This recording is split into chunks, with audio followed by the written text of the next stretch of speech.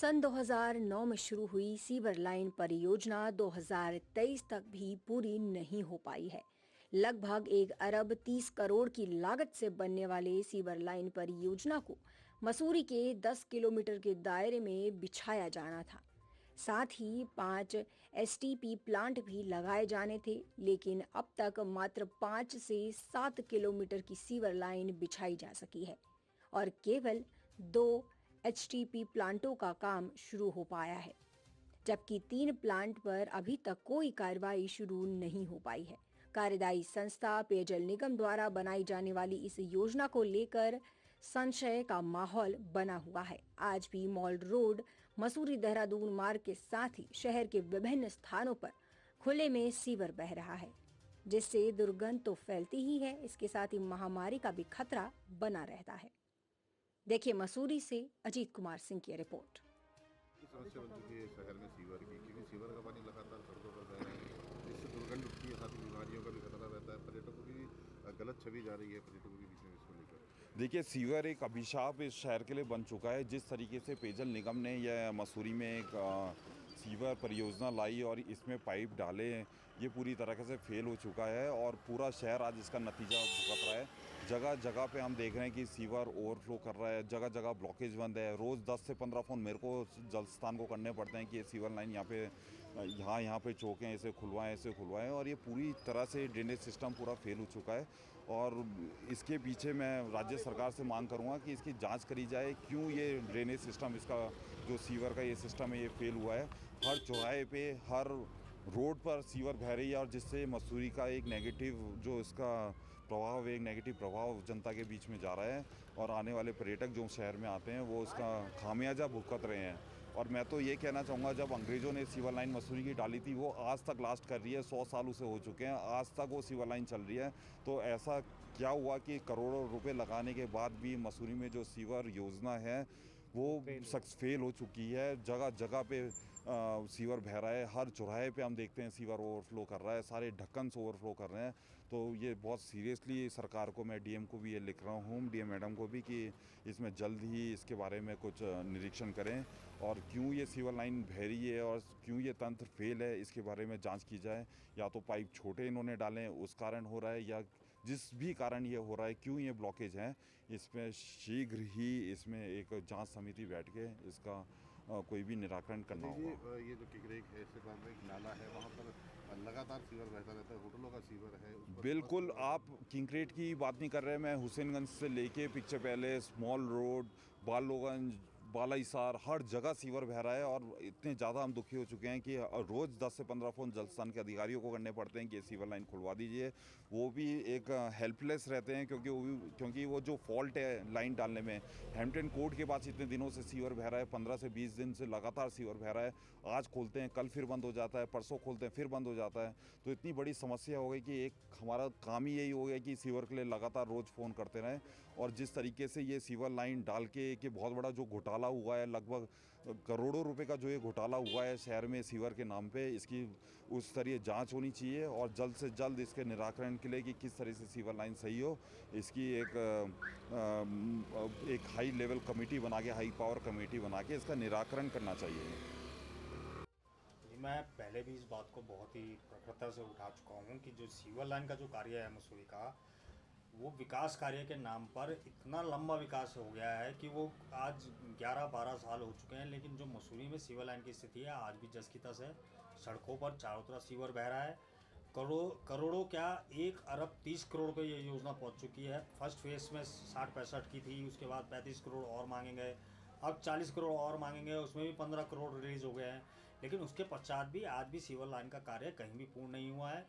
STP plant जो 5 बनने थे, आज भी उनमें से सिर्फ 2 सीवर जो एसटीपी प्लांट है उनमें कार्य शुरू हुआ है। अब 11-12 सालों में अभी 3 जो है वो कागजों में ही है, पता नहीं वो 3 एसटीपी प्लांट और कब बनेंगे।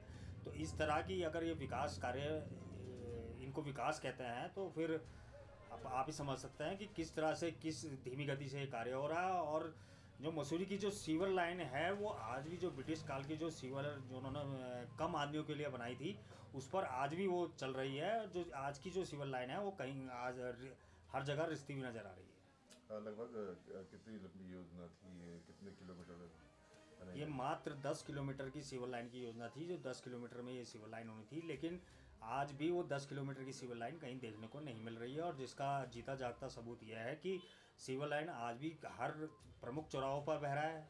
मसूरी देहरादून रोड पे बह रहा है, मसूरी के जो मोहल्ले हैं, साउथ रोड हो या मसूरी के जो मोहल्ले हैं, हर तरफ सीवर चारों तरफ बह रहा है और स्थिति सबके सामने है। बिल्कुल, जब एक योजना इतने सालों से लंबित चल रही है तो कहीं ना कहीं एक संदेह जाता है कि इसमें कहीं ना कहीं भ्रष्टाचार है, क्योंकि इतनी बड़ी योजना होने के पश्चात आज उसका कोई फल नहीं दिख रहा है और जनता आज भी उस चीज़ के लिए परेशान है। तो ऐसी कैसी योजना है जो इतने वर्षों में भी पूरी नहीं हो पाई? कोई भी योजना होती है उसका समय निर्धारित होता है, तय समय होता है, तो क्यों उन अधिकारियों के खिलाफ कार्रवाई नहीं होती, उन ठेकेदारों के खिलाफ कार्रवाई नहीं होता है जो इन योजनाओं को इतना लंबित कर देते हैं? कांग्रेस पार्टी की क्या प्रतिक्रिया रहेगी? अगर कांग्रेस पार्टी तो बार बार इसी मुद्दे को लेकर बार बार विधायक जो है यहाँ के और जो यहाँ के अब मंत्री भी बन चुके हैं उनसे भी बार बार ये प्रश्न कर रही है तो कि आप किस तरह का विकास कर रहे हैं? क्या इन 2009 से और 2023 तक आपका विकास कार्य पूरा नहीं हुआ सिविल लाइन का? तो इस तरह के अगर विकास कार्य कर रहे हैं तो कांग्रेस तो इसमें अपनी बात को लेकर आगे उठी रही है और आने वाले समय में ये पूरा जो सिविल लाइन का जो प्रकरण है इसको आरटीआई के माध्यम से लेगी कि कितना पैसा रिलीज़ हुआ इसमें, कितना इसमें कार्य होना था, क्या क्या कार्य होने थे, क्योंकि कहीं ना कहीं इसमें भ्रष्टाचार की पूरी आशंका है, कि संदेह है कि इसमें कहीं ना कहीं भ्रष्टाचार हुआ है। सिविल लाइन परियोजना जो चल रही है यहाँ पे 2009 में शुरू हुई थी, लेकिन अब तक भी इसका काम पूरा नहीं पाया है। अभी केवल 10 किलोमीटर 5 किलोमीटर ही बनी है, दिख पाई है। तो आप देखिए, मसूरी की जो पेयजल योजना है 2008-9 में इसको प्रारंभ होना था और ये उस समय प्रारंभ हुई लगभग उस समय 35 करोड़ की मसूरी में सिविल लाइन विकसित होती थी। धीरे धीरे जैसे जैसे ये प्लानिंग चलती रही, इसके पैसे बढ़ते रहे, हर साल जो है पैसे बढ़ाते बढ़ाते ये 100 करोड़ में पहुँचे और 100 करोड़ के साथ साथ अब जो है 130 के आसपास की बात हो रही है कि 130 करोड़ रुपए अब तक लग चुके हैं और भी इन्होंने डिमांड कर चुकी है। इसमें 8 STP टैंक है। अगर वो गलत कह रहे हैं कि इतने STP टैंक है तो मैं गिनवा भी दूंगा कि कहाँ कहाँ STP टैंक बने हैं और कहाँ और बनने हैं। और आज तक भी मसूरी की जो है सीवर लाइन कहीं पर भी पूरी नहीं हुई है। जो सर्कुलर रोड से गुरु नानक स्कूल के ऊपर से जो ITBP होते हुए जिससे बड़े ITBP के गेट में मिलना था, जो भट्टा जारी है, वो भी आज तक कनेक्शन उसका वो कनेक्ट नहीं हो पाई है, जिस कारण से वो भी स्कीम अभी अधूरी है। और वहाँ जो हमारा नैथानी मोहल्ला है वो सारे आज भी उससे वंचित है। दूसरा वुडी स्टॉक साइड का है, लंडौर साइड का है। लंडौर में भी मार्केट में जो है अभी आधी अधूरी बिछी है और वो भी पूरी नहीं बिछी है।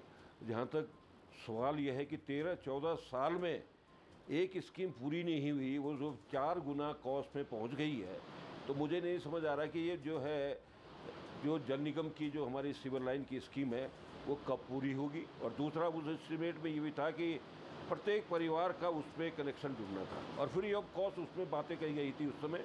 आज संज्ञान में आ रही कि ये जो है लोगों से प्रत्येक परिवार के प्रत्येक घर से जो है 5,000 5,500 रुपये ले रहे हैं, उसके बावजूद भी अभी तक उनके जो है कनेक्ट नहीं हुई। तो मुझे नहीं लगता कि स्कीम जो है अभी भी पंचवर्षीय इसको और लगेंगे। अभी कल ही मेरी परसों बात हो रही थी कि जो बैक साइड किताबगढ़ का बैक साइड का जो भिलाड़ू जाना था वो अभी पूरा कनेक्ट नहीं हो पाया है। ये भी एक बड़े दुर्भाग्य की बात है। जिस पुल के माध्यम से जो पुरानी स्कीम अंग्रेजों के टाइम से जा रही है वो भी डैमेज है, उसको भी पूरा उन्होंने कंप्लीट नहीं किया। वहाँ के लोग भी बहुत परेशान हैं। और जहाँ तक जल निगम और जलस्थान का सवाल है, इनका दोनों का आपस में, दोनों विभागों का आपस में कोई भी तालमेल मैंने नहीं देखा है।